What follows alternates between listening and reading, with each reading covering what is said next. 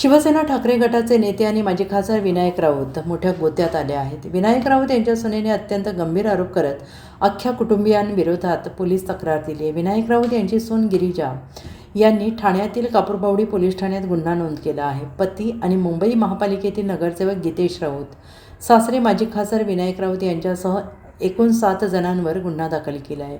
कौटुंबिक छळ आणि जादूटोणा विरोधी कायद्यान्वये हा गुन्हा दाखल करण्यात आलेला आहे. यासोबतच हादरवणारे आरोप तक्रारीत करण्यात आलेले आहेत. जादूटोणा करत असल्याचं तिने तक्रारीत म्हटलेलं आहे. तिचे केस कापले, गोमूत्र पाजले, हेच नाही तर पती देखील मानसिक त्रास देत असल्याचं तिने म्हटलं आहे.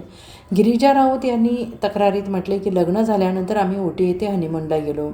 उटीत आम्ही 6 दिवस होतो, पण गीतेशने माझ्यासोबत शारीरिक संबंध ठेवले नाही. तो सारखा माझ्यापासून दूर पळत होता. तू माझ्यासोबत नक्की असे का वागत आहे यावर मी त्याला विचारलं असता तुला काही प्रॉब्लेम आहे का, यावर त्याने मला म्हटलं की मेंटल कनेक्ट होणे खूप जास्त गरजेचे असते. शारीरिक संबंध लग्नात अजिबात महत्त्वाचे नसतात. आणि एवढंच नाही तर त्याने हनीमूनचा कंटाळा येतो असंही म्हटलं. तो माझ्यासोबत शारीरिक संबंध ठेवणे टाळत 2018मध्ये आम्ही फिरायला ऑस्ट्रेलियात गेलो. त्यावेळी आमच्यासोबत गीतेशचा मित्र महेक नंदू आणि त्याची पत्नी प्रियंका देखील होते. या दरम्यान गीतेश माझ्या जवळही आला नाही आणि मी त्याच्याजवळ जाण्याचा प्रयत्न केला असताना त्याने शिवीगाळ करून मला मारहाण केली. शारीरिक संबंधांवरून त्यावेळी आमच्यात वाद झाले. त्याने मला थेट म्हटलं की तू जर मला हात लावला तर तू विधवा होशील. आमच्या झालेल्या वादानंतर त्याने मला काहीच खायला दिले नाही आणि उपाशी ठेवले. आणि एवढंच नाही तर शारीरिक संबंधावर त्याचं स्पष्ट मत होतं की मी विदेशात सेक्स करू शकतो, इथे नाही.